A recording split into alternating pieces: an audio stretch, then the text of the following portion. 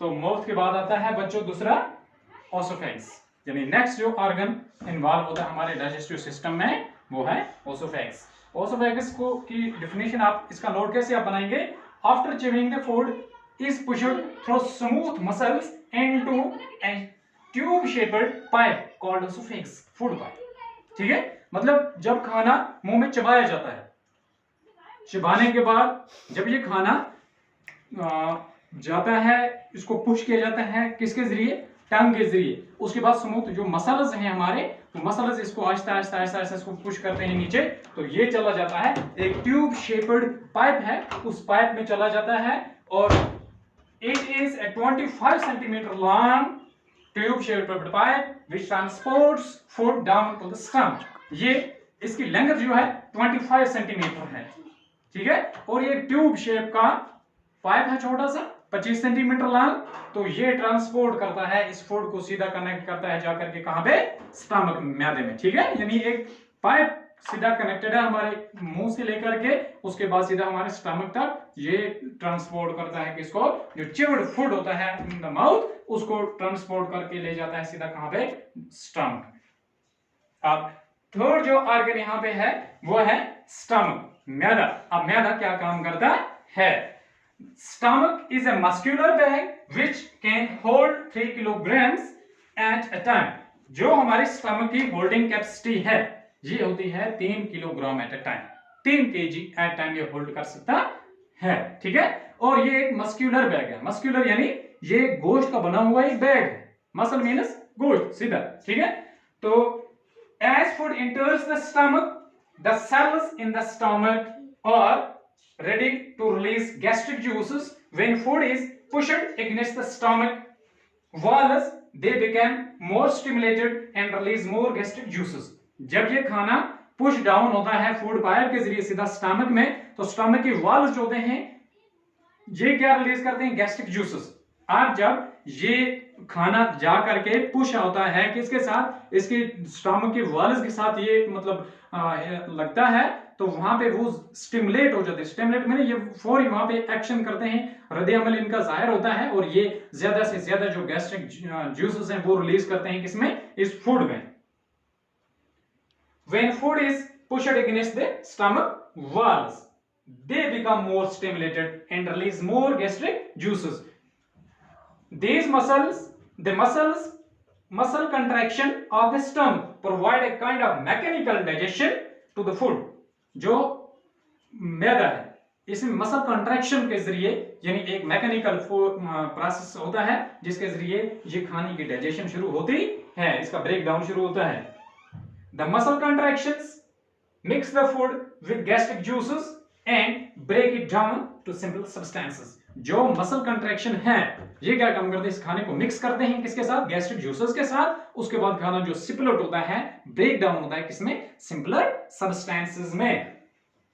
उसके बाद ये खाना जब यहाँ पे ब्रेक डाउन होगी इसके बाद आगे ये पास ऑन होता है दूसरे स्टेज में, दूसरे ऑर्गन यहाँ पे इन्वॉल्व होता है, वो स्मॉल इंटेस्टाइन।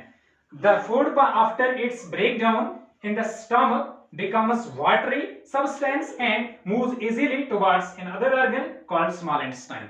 जब मैदे में खाना होता है इसकी यहाँ पे ब्रेक डाउन होती है, ये मिक्स होता है किसका था, गैस्ट्रिक जूसेस के साथ। मसल कंट्रैक्शन इसको मिक्स करने के बाद इसको ब्रेक डाउन करते हैं किसमें, सिंपलर सब्सटेंसेस में। ये एक वाटरी सब्सटेंस बन जाती है, क्या बन जाती है, बिल्कुल वाटरी सब्सटेंस। उसके बाद ये मूव होता है किसमें, यानी आगे इजी हो जाता है किसमें, स्मॉल इंटेस्टाइन में ये मूव होता है, तो पास ऑन हो जाता है स्मॉल इंटेस्टाइन में। Small intestine is about 4 centimetre in diameter and 5 meters long with many curves. जो स्मॉल इंटेस्टाइन है, स्मॉल इंटेस्टाइन जो है तकरीबन 4 सेंटीमीटर इसका डायमीटर है, ये तकरीबन डायमीटर में हुजूम में कितनी 4 सेंटीमीटर खुली है, और इसके जो लेंथ है तकरीबन 5 मीटर्स लॉन्ग, तकरीबन 5 मीटर लंबी है, और इसमें बहुत सारे कर्व्स हैं।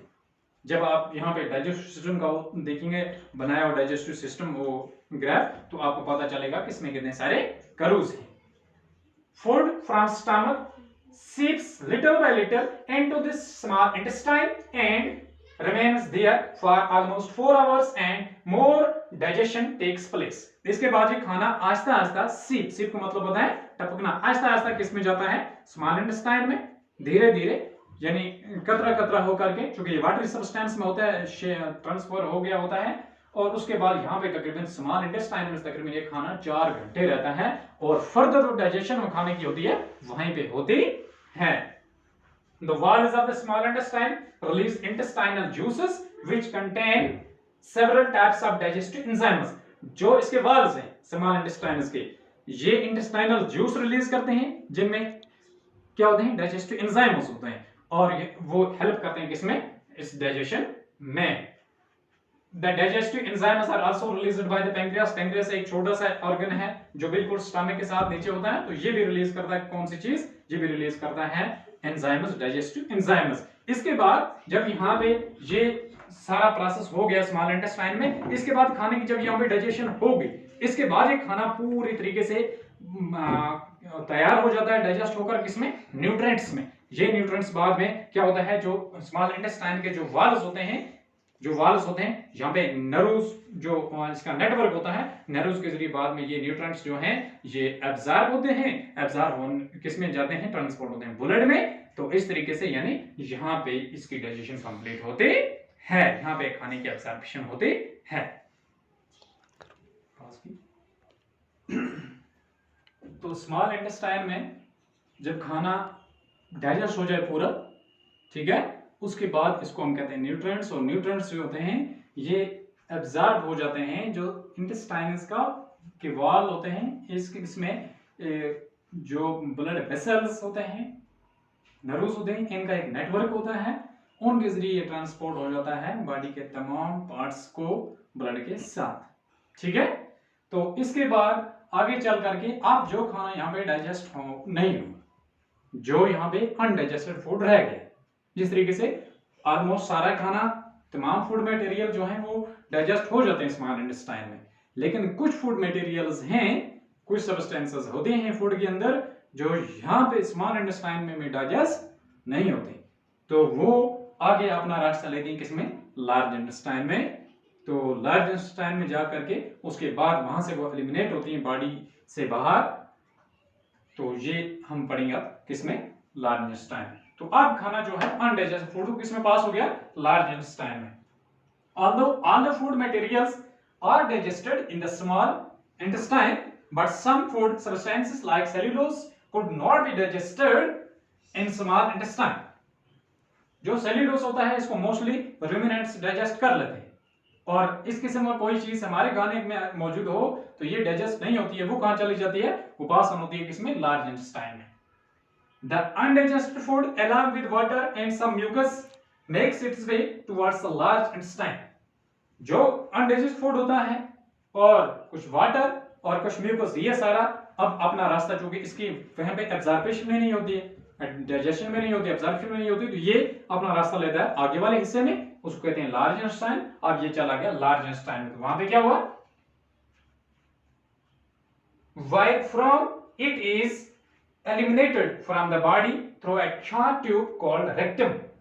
उसके बाद ये जो यहाँ पे ये चीजें, ये material undigested food material, water and some mucus, जो आगे ट्रांसफर हो गया था किसमें, लार्ज इंटेस्टाइन में. अब इसको क्या काम किया था, वहां से बॉडी से एलिमिनेट किया जाता है, बाहर निकाला जाता है, किसके जरिए, ए ट्यूब शेप्ड जो ऑर्गन है उसको हम कहते हैं रेक्टम. किसमें, किसको कहते हैं, रेक्टम. वो को ये सारा जाता है रेक्टम में, और रेक्टम से बाद में विच ends at an opening called anus. तो ये रेक्टम जाकर आगे किसमें, सीधा किसमें डाल देता है, एनस में. तो एनस में, एनस से बाद में ये जो वेस्ट की सूरत में, फीसेस की सूरत में ये जो था वेस्ट प्रोडक्ट बॉडी से बाहर निकलता है. The large intestine gets its name because of its thickness not length. इसको लार्ज इंटेस्टाइन क्यों कहेंगे, क्योंकि हमने पढ़ा स्मॉल इंटेस्टाइन तो 4 सेंटीमीटर इसका डायमीटर है, हुजूम 4 सेंटीमीटर, और वहीं उसकी लेंथ हमने पढ़ा था मोर देन 5 मीटर्स. ठीक है, तकरीबन 5 मीटर से ज्यादा. तो जब इसकी बात हम करेंगे लार्ज इंटेस्टाइन की, तो इसका जो लार्ज ये नाम है, ये इसकी थिकनेस की वजह, इसकी मोटाई की वजह से है, क्योंकि इसकी जो थिकनेस है वो तकरीबन 6.5 सेंटीमीटर्स। जब उसकी थिकनेस अगर हम देखेंगे वो कितनी थी 4 सेंटीमीटर, इसकी है 6.5 सेंटीमीटर्स। और एंड ओनली 1.5 मीटर्स लॉन्ग, जब हमने वो उसको कहा मोर देन 5 मीटर्स लॉन्ग, तो ये खाली 1.5 मीटर ही लॉन्ग है, खाली क्या कहते हैं 1.5 मीटर ही लॉन्ग है। तो इस तरीके से हम ये कह सकते हैं कि ये इसमें डायमीटर में उससे ज्यादा है, इस वजह से हम कहते हैं लार्ज इंटेस्टाइन। तो लार्ज इंटेस्टाइन में जाकर के सारा कंप्लीट हो जाता है। मतलब आप अगर डाइजेशन की बात आप करेंगे तो डाइजेशन स्टमक में कंप्लीट नहीं होता है, डाइजेशन कंप्लीट होता है स्मॉल इंटेस्टाइन में। उसके बाद जो रिमेनिंग अनडाइजेस्टेड वेस्ट मटेरियल हो, इसको हम वेस्ट कहेंगे, तो वो सारा पास हमको, जो वाटर भी एब्जॉर्ब नहीं होता है, ठीक है, उसकी एब्जॉर्प्शन नहीं होती है, म्यूकस की एब्जॉर्प्शन जो ना हो, या जो अनडाइजेस्टेड फूड है वो पास होता है लार्ज इंटेस्टाइन में, वहां से ये चला जाता है रेक्टम में, और रेक्टम से सीधा एनएस में, और वहां से बॉडी से बाहर एलिमिनेट हो जाता है through the process of egestion. तो इस तरीके से यानी डाइजेशन सारी कंप्लीट हो जाती है, ठीक है।